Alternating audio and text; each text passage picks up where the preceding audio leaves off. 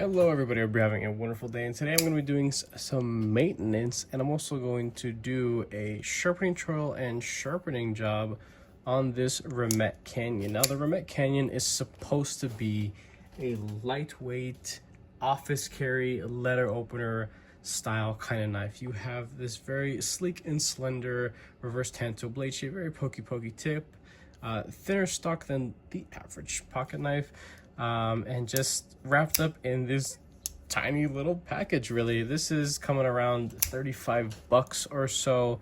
I will link it down if anybody's interested. The build quality overall is decent for remette. It's all right. It could definitely be a little bit better, and I know that they're just trying to fill a little niche void, the CEO style carry knife. So I have not dinked around with this at all. I'm just gonna go ahead and tear this thing down.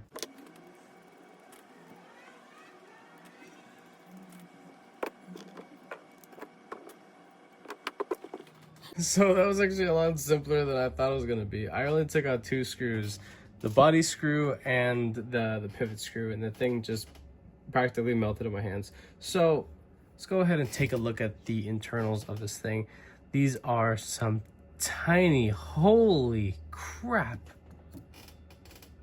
I think this has got to be the smallest cage bearing. Those are steel. Yeah, those are steel cage bearings in a stamped phosphor bronze cage. Just holy shit. I know I definitely do not have replacement bearings there. Let's check out if this is D-shaped or not. No, not D-shaped, but it was very easy to take apart. I will say though, because there is no D-shape or captured face to the pivot, once you go ahead and slap this thing back together and you put some Loctite, even if it is just temporary light duty Loctite like this, definitely do not use red Loctite. Not a good idea, but you're probably gonna have some trouble taking this thing apart because there's no captured face or D-shaped pivot barrel, which kind of sucks. Let's go ahead and clean this thing up. This thing came extra juicy from the factory, and while some people may appreciate that, I find it's just a little bit annoying, just a little bit. I mean, if you use one of the silica packets, that should be just fine. I don't believe that they did. If they did, my mistake. Let's take a look at how this blade was executed. You have this weird little pass-through hole. I'm not too sure why that's there. I don't think oh yeah. It's the detent hole. Obviously I'm so used to the detent hole being a little further down. I felt like it was just really high up, but I gotta remember that this is a very short blade. The height overall, not length, of course. This is about 3 1/8 inch of available cutting edge. Not anymore once I go to do my sharpening trial, right? But yeah, that's just, it's passed through for a detent hole. I really like that. This is not something that remette is known for doing. Companies like Rayot or Best Tick Knives, they'll do pass-through holes, I believe, and it's not typically a thing that you find on budget production knives. So that's a nice little touch there. It looks to be well machined, honestly. Everything is all PVD coated. The coating looks to be very even and healthy, the application of it overall. Here is the lock face itself. Well machined, looks good, crispy edge and everything, but you're never gonna interact with that, right? The pivot hole itself is very clean, very consistent, very well machined. I like that a lot.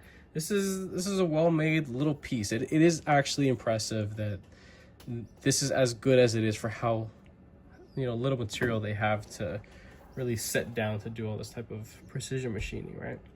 Again, the non-locking face there. You need a T8 for the pivot. This is one side, so you have here, if I can't take it out there, but that's a little aluminum pivot collar just for a pop of color. I think orange is a little loud, but that's just me. Color is just a preference, so my opinion holds no weight realistically. The G10 itself is machined very well for what it is. It is actually, it seems to be contoured, but maybe it might just be how much machining. No, I'm pretty sure this is slightly contoured, but there is a good bit of milling all over it and looks good. I got no real complaints about it. Let's go ahead and wipe this side down a little bit. You have a steel detent ball, which not the best. Those wear down much quicker than ceramic. That's not the end of the world. One thing that I freaking hate it, and you can definitely tell when you're working with a company that likes to cut corners. You see how they split they made the split and they broke it off right there. I don't know why that wasn't just, you know, ground down all the way through. I mean, I would think that when something is being machined, that the bit itself, like when it's set up in there, the bit would just plunge, go in, and then cut straight through and around, and then, you know, just mill out the spot for the relief right there, and then you make the bend. I don't know why it's done like that, because it leaves this really chewed up looking space right there. I'm not a big fan of how that's executed, and as well as the metal is actually lifted up. If this wasn't coated and this was just regular, you know, steel, I mean, they didn't even bother taking a file or nothing to that, which again, that's kind of nitpicky. This is a budget knife for sure, but at $35, we have all seen a lot better execution. So that is one thing I am not a big fan of. This is a good idea to use this. So let's see. It might be the smallest. No, maybe, is it? It is not. It is the second smallest. So you have a 4mm pivot on the remette Canyon. That is just, wow, 4mm. That's crazy. And then probably 1mm for the bearing. Yeah, 1mm for the bearing. I do not have that size in my little bin right here. If you'd like to pick up the little card or any other like other supplies and stuff on Skiff's website, I do have a discount code JTT10, so you can use that for 10% off your whole order. They have a bunch of good stuff at Skiff's website, and I'm sure that they have extra bearings or possibly washers if that's something that you want to put in your $35 little budget knife from remette. But at this point, I'm gonna go ahead and wipe off what I can and slap it all back together.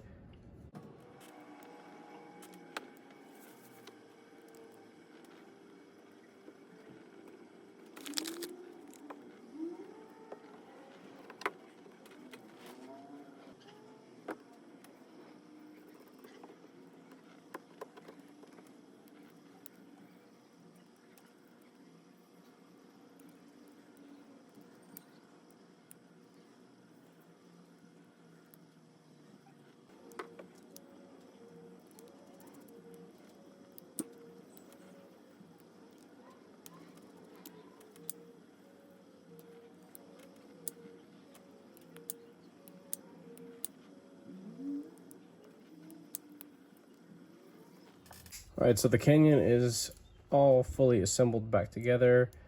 Yeah, this thing is just stupid easy to take apart, do any kind of basic maintenance on. As you saw, the bearings are microscopic. They're freaking tiny. But yeah, it's really easy to get back together. At this point, I'm gonna go ahead and do my Dremel right there. So let's see if I can get like something real quick. So if you look right here, I'm gonna zoom in. So I'm not the biggest fan of this, and a lot of this could be very subjective because this will eventually happen if you have a knife that is executed in this manner. So I haven't sharpened it. This is how it came from the factory. They've already scuffed up that right there, causing a smile. The blade, as it terminates down over here, it's very close to the shouldering of all the rest of the material here. So what I'm going to do is I'm going to cut out a space like here, to have a sharpening tool. So I'm just gonna take one of my little Dremels and go to town, lay back the edge. I hope that this blade can even fit in my current sharpening system because it's such a short freaking blade. I have doubts. Honestly, I don't think I'll be able to actually sharpen this on my system. I have the Wicked Edge, and I don't have any sort of specialty attachments for small little blades like this. So I'm gonna go ahead and see if I could even do it. Alrighty, so without having to waste any more time working on this Canyon here by Remette, it does fit, but I have to put a very short edge bevel on it. So instead of making a really fine tip like I like to do, I actually have to widen it. It's pretty close to the factory edge, which is around 20 to 22 degrees. Honestly, it's pretty common and standard for a lot of knives as they come out of the box. From all different manufacturers, they like to put a more robust edge versus really fine edge, just because the average person just doesn't really care to have super crazy performance out of a blade. Because of how my system is, it only sticks out so far to, you know, clamp properly and be seated. I have to sharpen this thing at 23 degrees. That is fat. That is huge.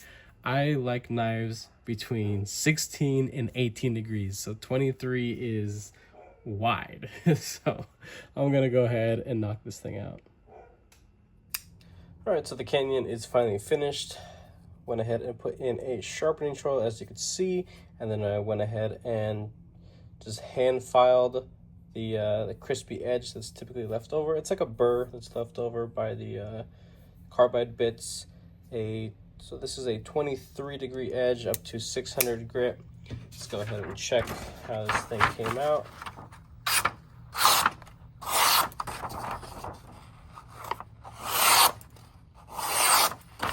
Definitely a lot of bite now.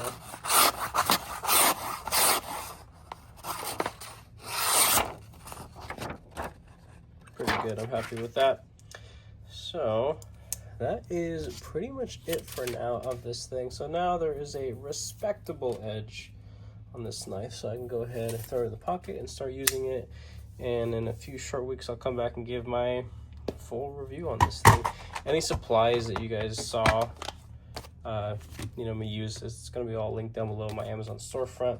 Stuff like this, these are like the little carbide bits that I use, different shapes. I didn't use the big ones for this one. I used the finer ones. I think it was like that one that I used, and then the little hand files, stuff like this. You know, it's cheap, very inexpensive, and absolutely useful. So that is it. If you found this video useful or educational in any way, shape, or form, go ahead and leave a like down below. If you are subscribed already, thank you so much. I appreciate all your support and your patience, of course. If you haven't subscribed yet, go ahead and do so. With that being said, I hope you have a wonderful rest of your day.